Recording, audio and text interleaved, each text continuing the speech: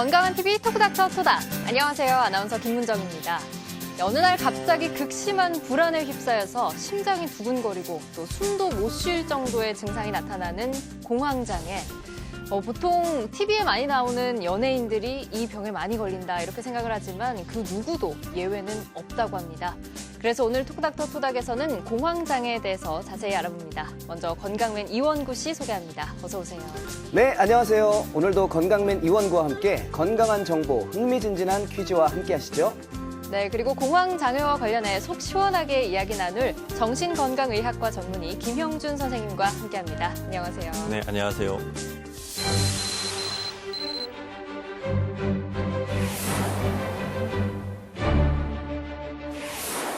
유명 연예인들이 자신의 투병 경험을 고백해서 화제가 된 만큼 굉장히 우리에게 낯설지만은 않은 질환인데요. 이 공황장애 정확히 어떤 질환인가요? 네, 먼저 좀 공황장애를 이해하려면 공황발작이라고 하는 증상을 좀 알아야 되는데요. 한마디로 말씀드리면 공황장애는 예측 불가능한 그리고 수시로 반복되어지는 공황발작이 나타나서 일상생활에 어려움을 초래하는 일종의 불안장애다 이렇게 얘기할 수 있습니다. 공황발작. 이게 어떤 건지 좀 자세히 설명해 주실 수 있을까요? 요즘 멘붕이라는 말이 유행을 하던데요. 네. 그런 상태, 그러니까 패닉이라고도 하는데 극심한 어떤 불안감이 올라와서 사람이 경험할 수 있는 최고의 공포감을 경험한다고 그래요. 그렇게 되면서 가슴이 두근거린다든지 숨을 쉴 수가 없다든지 몸이 이상하게 틀어진다든지 이런 신체 증상이 동반되어 나타나는데 이것이 수초에서 수분 사이에 극도한 최고조로 올라오면서 파도처럼 그런 불안감이 밀려오는 상태 이렇게 얘기할 수 있습니다. 그러면 공황발작이라는 거를 알 수 있는 기준이 있을까요? 네, 저희들이 진단 기준이 있는데요. 좀 구체적으로 말씀을 드리면 첫 번째가 심계항진이다 그래서 가슴이 굉장히 두근거리는 자신의 심장 소리가 들릴 정도다 이렇게 표현도 하시고요. 두 번째가 식은땀과 같은 발한, 세 번째가 온몸이 후들거리고 떨리는 증상, 네 번째가 숨이 가쁘거나 답답하다 이런 표현도 많이 하시고 다섯 번째가 이제 그게 지나치면 아예 숨이 안 쉬어준다 하는 질식감을 표현하기도 합니다. 여섯 번째가 이제 가슴 통증을 표현하기도 하고요.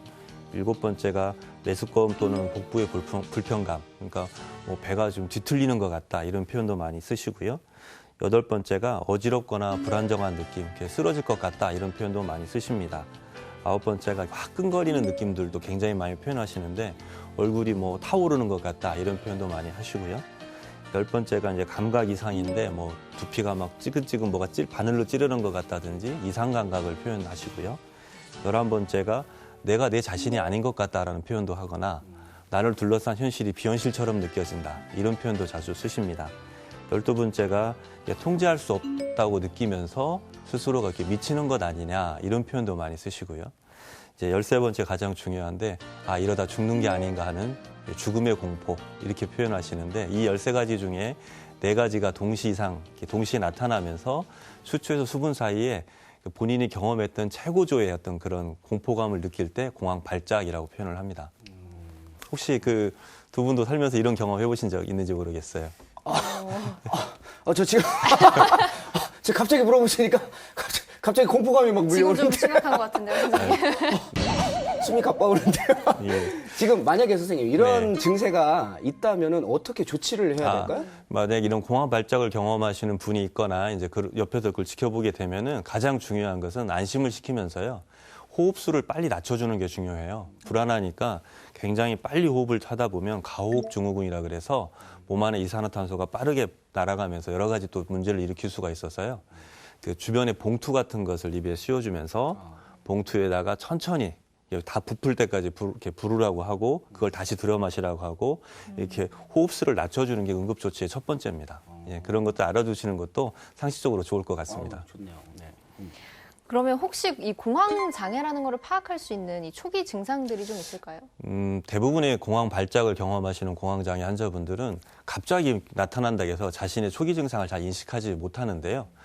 자세히 좀 면담을 하다 보면 이게 좀 예측할 수 있는 전구 증상들이 좀 있습니다. 이게 뭐냐면 최근에 와가지고 이상하게 신체적인 피로감이 누적되면서 사소한 어떤 신체적 증상을 느꼈는데 그때 내가 이러다 큰 병 걸리는 거 아니야 이런 걱정이 좀 기저에 많이 깔려 있게 되고요.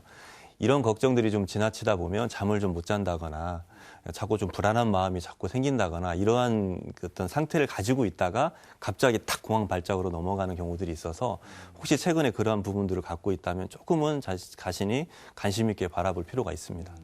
선생님, 그러면 이거 들은 얘기인데요. 네. 집에 혼자 있는 거를 조금 두려워하거나 아니면 그 반대로 사람이 많은 곳에 가는 것을 두려워하는 사람들이 있다고 들었거든요. 아, 예, 그게 예.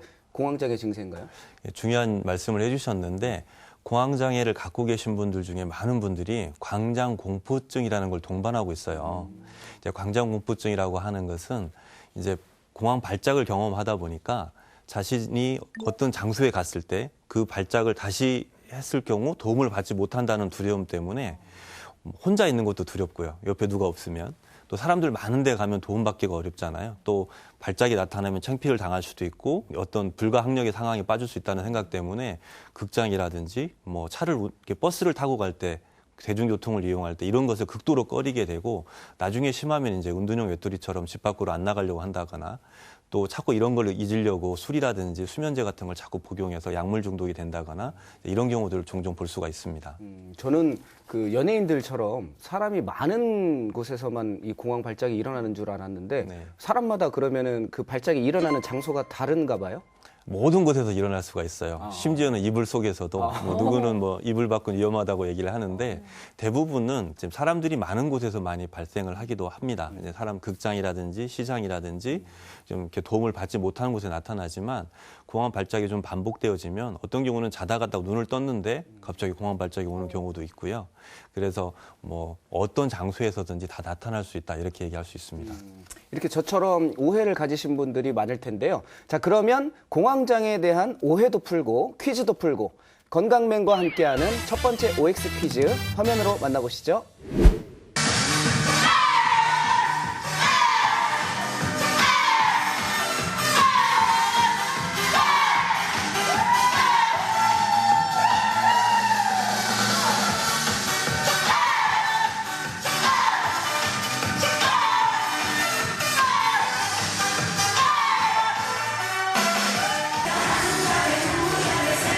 네, 오늘 만나러 온 이분들은요, 맞춰 입고 있는 이 단체복의 색깔만큼이나 아주 불꽃 같은 열정을 가지신 분들입니다. 오늘 이분들과 함께 OX 퀴즈 한번 풀어보도록 하겠습니다. 만나볼까요? 여러분, 안녕하세요!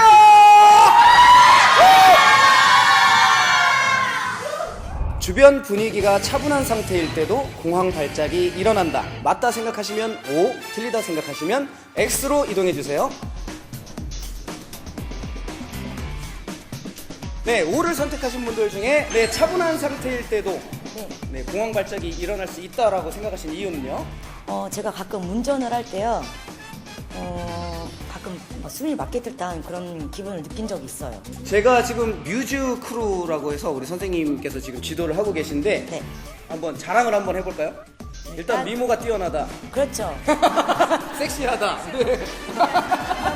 보시면 알겠지만 미모가 네. 월등하고요. 네. 그리고 분위기에 맞게 네. 아주 분위기 업 시켜줄 수 있는 에너지들이 다. X를 선택하신 분들 중에 여기 이쪽에 오세요.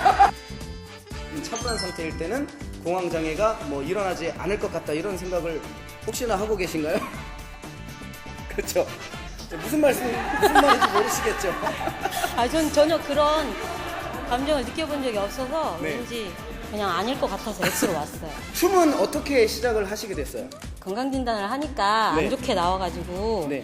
일단 운동을 해보라고 권하시더라고요, 의사 선생님께서. 네. 이때까지 하고 있어요. 얼마나 되셨어요? 지금 5년 넘고 6년째. 네. 춤 되게 잘 추시겠네요, 그러면?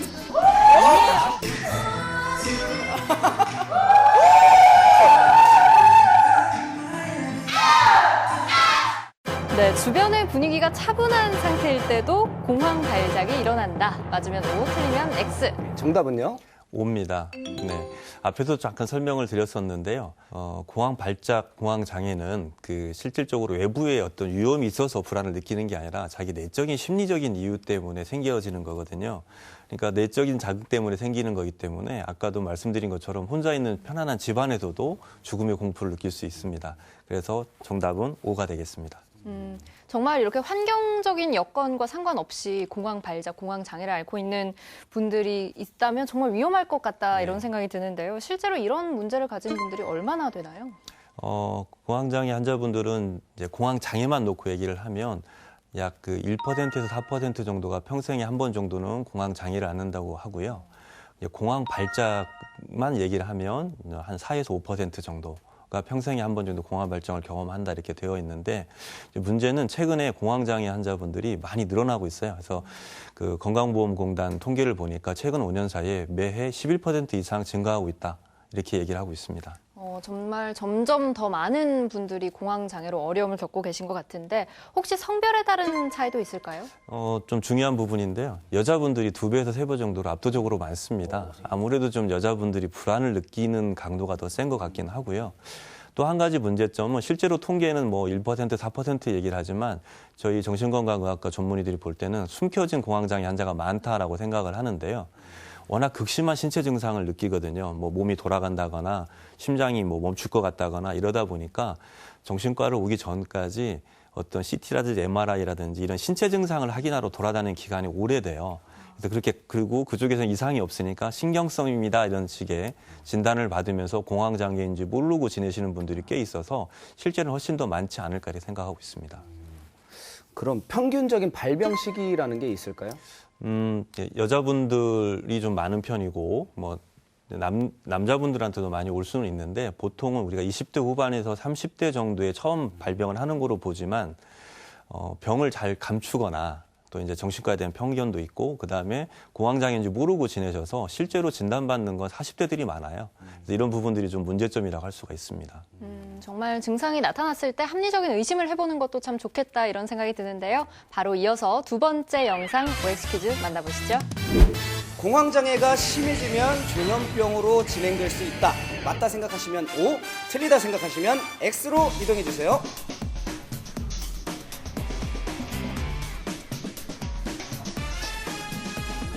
네, O를 선택하신 분들 중에서 만나보겠습니다. 조현병으로까지 번질 수 있다고 생각하세요? 멘탈이 약간 망가지는 그런 상태여가지고 그런 상태로 생각을 해요. 그래가지고 그런 공황장애 겪었을 때 조현병까지 갈 수 있지 않을까라는 생각이 들어요. 본인은 혹시 평소에 스트레스 받는 게 뭐가 있어요? 저는 지금 수업준비생이어가지고 매일 공부를 하고 있거든요. 네. 그래가지고 공부가 잘 안 될 때 정말 스트레스 받고요. 네. 네, 그럼. 그리고 이 춤을 추면 그 스트레스가 좀 해결이 되나요? 네, 당연하죠. 각오 한마디 멋있게 한번 카메라에 대고 한번 외쳐볼까요? 꼭 공인노무사 합격해가지고 어려운 사람도 도와주고 사회적으로 도움이 되는 사람이 되고 싶습니다. 화이팅! 네, X를 선택하신 분들 중에 공황장애가 심해지면 조현병까지 되진 않는다라고 생각하시는 이유는요? 정신분열증이어서 네.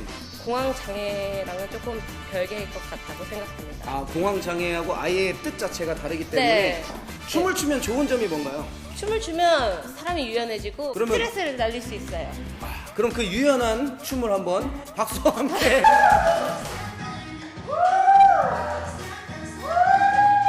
네, 공황장애가 심해지면 조현병으로 진행될 수 있다. 맞으면 O, 틀리면 X. 정답은 X입니다. 공황장애와 조현병은 전혀 다른 질환이고요. 원인도 전혀 다르고 예후도 다릅니다. 근데 잠깐 이러한 오해들을 좀 갖는 이유가 앞에서 공황 발작을 설명할 때처럼요. 극심한 불안 때문에 환자분들이 느끼는 어떤 그 자기 자신의 통제력을 잃어버리면서 내가 미치지 않는가, 뭐 미치고 있는 게 아닌가 이런 식의 공포감을 느껴요. 그러다 보니까 혹시 이러다 조현병 되는 게 아니에요. 이런 오해를 좀 갖기는 하지만 절대 조현병이 되지는 않습니다. 그러면 이 공황장애는 왜 생기는 건가요? 저희들이 이렇게 위험을 감지하는 센서들이 있죠. 화재 경보기가 있고 뭐 비상을 알리는 것처럼 뇌 속에도 편도체라고 하는 그런 부위가 있는데 위험을 감지하는 부위예요. 우리가 세상 살다 보면 위험을 감지하면 빨리 대처를 해야 되잖아요. 근데 공황장애 환자분들은 이 편도체의 센서가 조금 민감하다라고 볼 수가 있어요. 우리가 자라보고 놀란 가슴, 소뚜껑 보고 놀란다라는 속담처럼 한번 놀라셨던 분들이 전혀 아닌 상황에서도 깜짝깜짝 경보기가 울려대는 거죠. 그럼 왜 이렇게 민감해졌을까? 그게 원인인데 그걸 가장 잘 설명하는 게 인지 오류 모델입니다. 이분들은 외부의 자극을 해석하는데 조금 문제가 있다 이렇게 보는 거거든요. 그럼 인지 오류, 뭐 내 생각에 조금 문제가 있다 이런 네. 말씀이신가요? 네, 인지라고 하는 건 외부로부터 자극이나 어떤 그 영향을 받았을 때 그걸 내가 어떻게 받아들이고 해석하고 또 어떻게 행동하는 그 일련의 생각의 과정을 말하는데요. 공황장애 환자분들은 사소한 것들을 좀 확대하는 경향이 있어요. 갑자기 목이 뻐근한데 중풍이 아니야? 이렇게. 아니면 뭐 아니면 도식으로 전체가 아니면 빵점이다. 뭐 이렇게 중간이 없는 거죠. 그리고 좋은 조건, 나쁜 조건이 있으면 나쁜 조건만 자꾸 유독 두드러져 보이는 게 선택적 추론이라고 그러는데 그런 식의 어떤 사고 패턴을 가진 분들이 이제 사소한 자극이나 또 조그마한 놀람을 크게 확대 해석하거나 파국적으로 내가 큰 병이 아닐까 이렇게 하다 보면 편도체가 민감해져서 결국은 오작동을 하게 되는 거다. 이게 이제 공황장애의 원인이라고 설명을 하고 있습니다. 그러면 이 공황장애가 유전일 가능성도 있을까요? 혹시 가족력과도 관계가 있나요? 아직 그 유전 질환이라고 하는 증거는 없습니다. 이제 다만 가족 중에 부모가 공황장애일 때 자녀가 공황장애일 확률은 좀 높은데요. 여기에 대한 의견은 좀 많아요. 유전이냐 했는데 유전적인 증거는 정확히는 없고요. 단순히 좀 어릴 때부터 어떤 그 부모님이 하는 패턴, 그러니까 뭐 잘 놀랜다거나 또 불안감이 높다 보면 그걸 보고 배우는 습성들이 좀 있잖아요, 사람들이. 예, 저는 좀 그렇게 생각을 좀 하는데 그래서 유전 질환이라고 보지는 않습니다. 그래도 뭐 유전이 아니라니까 그래도 조금 다행이긴 하네요. 네. 자, 이어서 마지막 OX 퀴즈 함께 보시죠. 공황장애로 숨이 안 쉬어지는 등의 증상으로 심장에 후유증이 생길 수 있다. 맞다 생각하시면 O, 틀리다 생각하시면 X로 이동해 주세요. O를 선택하신 분들 중에 만나보겠습니다. 후유증, 심장 후유증이 생길 수 있다라고 생각을 하셨어요. 네, 이유는요? 아무래도 숨도 안 쉬어지고 하니까 심장에 무리가 가지 않을까 싶어요. 꼭 해야 된다고, 인터뷰 해야 된다고 인기가 너무 좋으신데 그 이유가 뭐라고 생각하세요? 잘 모르겠어요. 왜 이렇게 인기가 많은지 한번 말씀해 주세요. 항상 아이도 키우시고 집안 가정일로 충실하시면서 되게 뭔가 다양한 것들을 진취적으로 하시는 모습이 너무 멋있어가지고 제가 되게 존경하는 분이세요. 듀엣 무대를 한번 해보는 것 같아요. X를 선택하신 분들 중에 네, 저입니다. 문제가 뭐였죠? 공황장애로 인해서 심장 질환까지는 이어지지 않는다라고 생각하신 이유는요? 숨을 못 쉬는 거는 뇌하고 관련이 있잖아요. 네네네. 그래서 공기가 유입이 되지 않기 때문에 뇌 손상이 오지 않을까라고 하는 생각에서 심장은 피하고 관련이 있고 그래서 뇌 손상이 오겠지 심장하고는 별로 연관이 없겠다라고 생각을 했어요. 너무 과학적이다. 오늘 굉장히 의학적인데 와우!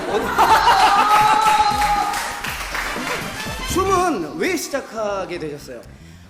춤은요, 제가 워낙 춤추는 걸 정말 좋아해요. 어릴 때부터? 네. 네네. 그런데 나이트를 간다거나 클럽 가기가 좀 어렵잖아요. 이제는? 네. 나이가 있다 보니까. 네. 그래서 춤을 춰야겠다. 그래서 낮에 춤을 발산을 하고 에너지를 발산을 하고 집에 가면 그렇게 행복해요. 공황장애로 숨이 안 쉬어지는 등의 증상으로 인해서 심장에 후유증이 생길 수 있다. 맞으면 O, 틀리면 X. X입니다. 많은 분들이 굉장히 그런 극심한 신체 증상 때문에 이런 걱정을 많이 하시는데요. 실제로 거의 대부분은 심각한 심장병이나 뇌졸중 같은 질환으로 넘어가진 않습니다. 저희들이 치료를 할 때도 절대 그러지 않으니까 안심하십시오 하는 게 치료의 첫 단계거든요. 그래서 너무 지나친 걱정을 하실 필요는 없겠습니다. 그럼 이제 치료에 대해서 좀 한번 얘기해 보도록 하겠습니다. 먼저 가장 궁금한 건 이게 완치가 가능한지 여부일 것 같은데요. 예, 물론입니다. 적절한 치료를 받게 되면은 약 20에서 30% 환자분들은 거의 완치가 되고 약물을 더 이상 드실 필요도 없는 경우들이 많고요. 약 한 50% 환자분들은 조그마한 잔류 증상들은 남아있지만 조그마한 약물이나 아니면 약물 치료 없이도 그 증상을 이겨내면서 일상생활을 잘 하는 거로 되어져 있습니다.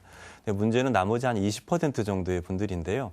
만성화가 되어지는 것, 특히 광장공포증이라든지 이런 것들이 동반되어져 나타나는 경우에는 좀 예후가 좀 어려울 수가 있어요. 만성화 경과를 겪고 치료도 오래 걸리고 또 약을 좀 평생 먹어야 되는 경우들도 좀 있어서 조기 발견하고 조기 치료하는 게 굉장히 중요하다 할 수 있습니다. 언뜻 생각을 해보면요. 집안에만 있거나 이러면 뭔가 도움받을 게 필요해서 술에 좀 의존할 수 있는 경우들이 있을 것 같아요. 혹시 알코올 의존증이 동반이 되거나 아니면 또 다른 다른 증세들이 동반될 수 있는 가능성이 있을까요? 예. 그 부분이 이제 공황장애의 예후를 나쁘게 하는 예인데요. 가장 흔하게 동반되는 질환은 우울증이에요. 우울증이 심각해지면 자살의 문제가 좀 따라올 수 있어서 실제로 공황장애 환자분들의 5에서 한 7% 정도는 자살을 하는 경우들이 있다라고 되어져 있고요. 또 한 가지 문제가 말씀하신 알코올 중독이나 약물 중독인데요. 불안하니까 쉽게 불안을 이겨낼 수 있는 게 이제 술이다 보니까 술을 지나치게 먹어서 실제로는 공황장애 환자인데 알코올 중독으로 진단받는 경우들도 종종 있고요. 또 한 가지 문제는 수면제라든지 안정제 중독이 되는 경우도 많아요. 의사한테 처방을 받아서 적절하게 약물 치료가 이루어져야 되는데 불안하니까 수시로 계속 약을 먹어서 나중에는 그 약에 의존되어지는 문제도 있을 수 있어서 꼭 전문의와 상의를 통한 약물 복용이 필요합니다. 그래야겠네요. 그러면 이 증상의 정도에 따른 좀 치료 방법에 대해서도 말씀해 주실 수 있을까요? 제일 중요한 것은 일단은 이제 약물 치료가 이제 먼저 시작이 되는데요. 공황 발작이 심한 분들은 이제 대화나 상담을 저희들이 하고 싶어도 상담이 안 돼요. 불안하시잖아요. 그래서 이제 약물 치료의 가장 큰 효과는 빨리 급한 불을 좀 끈다 해서 이제 공황 발작의 횟수를 줄여주고 또 잠도 좀 잘 수 있게 해드리고 편안하게 해드려서 좀 마음의 평정심을 갖게 해주는 게 첫 번째 치료 방법이고요.